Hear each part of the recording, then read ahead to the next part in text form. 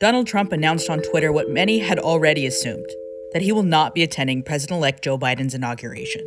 Trump will be the fifth president to skip his successor's swearing in. The last time this happened was 152 years ago. In 1869, there was Andrew Johnson. Johnson lost to Ulysses S. Grant. He and Grant didn't get along. For one reason, Johnson was a racist. Grant even refused to share a carriage on the way to the inauguration ceremony. It didn't matter, though, because while Grant was swearing in, Johnson was leaving. Johnson wasn't the first to skip the inauguration.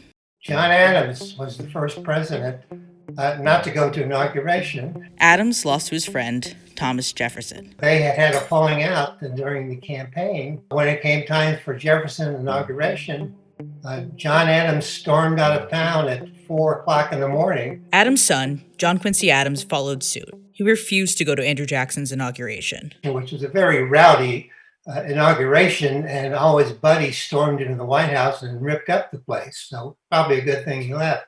Then there's the curious case of our eighth president.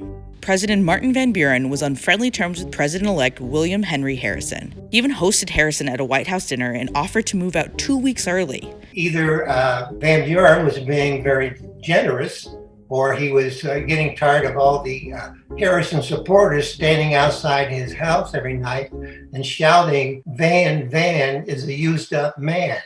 Van Buren was a no-show, and nobody knows why. Sometimes presidents and president-elects don't get along, but suck it up anyway. If you're not born in the United States, you cannot be president. Trump kickstarted his 2012 campaign by perpetuating the racist conspiracy theory of birtherism and accusing President Barack Obama of not being born in the United States. Why can't he produce a birth certificate? I've never heard any white president ask to be shown the birth certificate. Still, the Obamas peacefully transferred power and attended Trump's inauguration.